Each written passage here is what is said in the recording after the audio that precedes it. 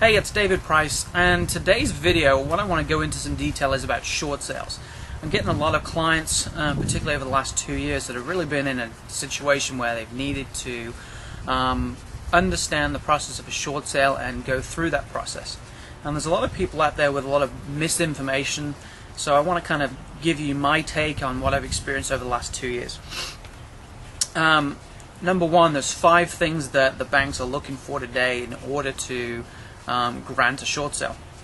That there's been a divorce, that there's a death in the family, you've lost your job, you are being transferred by your company, or you're in the military and you're being transferred.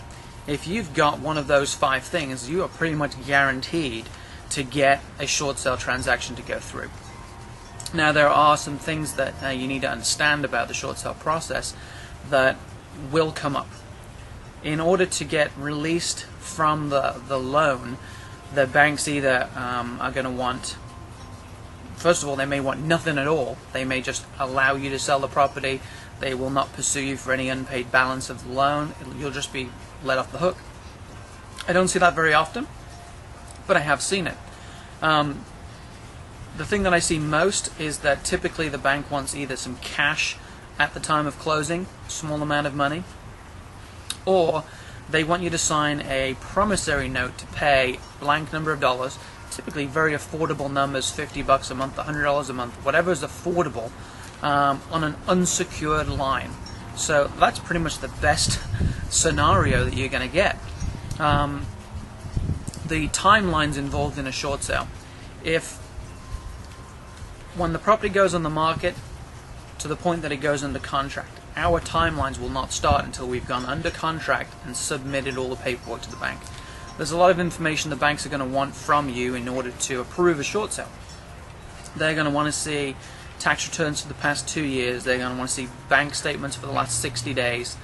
They're going to want to see year-to-date income. They're going to want a hardship letter from you explaining why you need to sell this property. Now, you do not have to be behind on payments to allow a short sale to go through.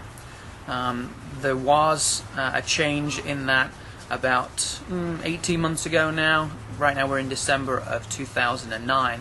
About a year and a half ago, you needed to be 3 months behind on payments before they would allow a short sale. That is not the case anymore. You can do a short sale without being behind on payments, and I've done that several times now.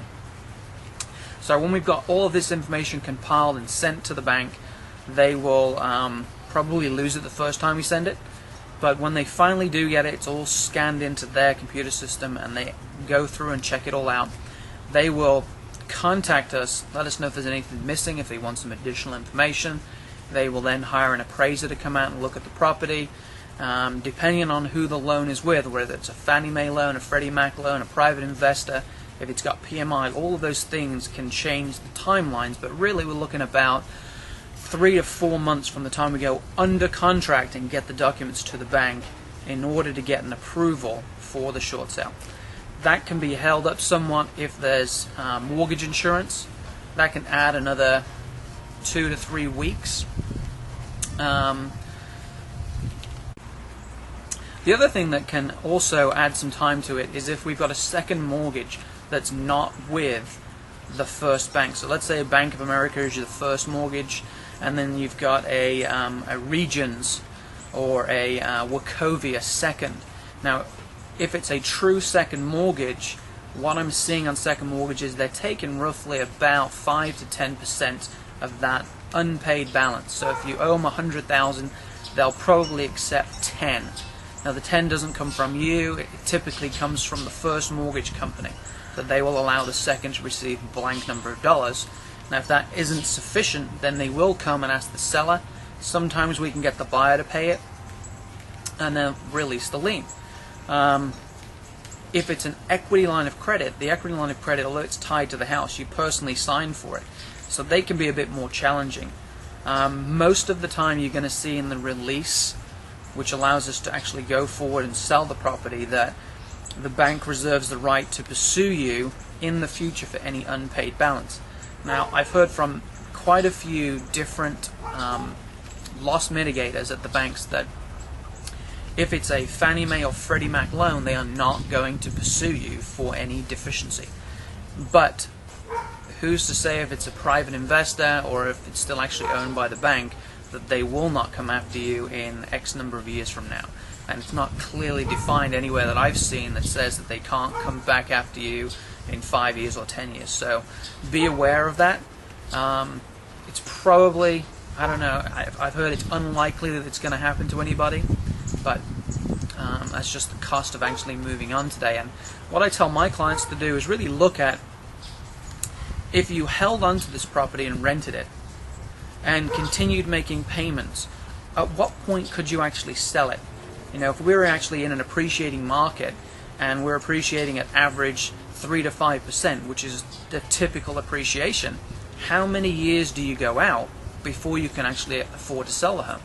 So if you bought or refinanced in 03, 04, 05, 06, chances are you are considerably upside down in your home, as much as 30 to 50% in some areas. So it does make sense for a lot of people, if you do have a real reason for a short sale, to go forward and sell it. Take your chances that you may or may not be contacted many years down the line, but even if you have to pay something back, even if you have to pay 50% back, really when you calculate the numbers, you're probably better off doing that. If you do a short sale, there's going to be some impact to your credit. You could be looking at, if you've not made any, if you've not missed any payments, you'll be looking at about 80 to 100 point hit on your credit score. You will not be able to buy a home for about 4 years. If you've missed payments, again, 4 years, but you're going to take a bigger hit on your credit score. And I couldn't tell you exactly what that number would be. It's going to be more than 100 points. Could be 200 to 250, 300 points by the time all said and done.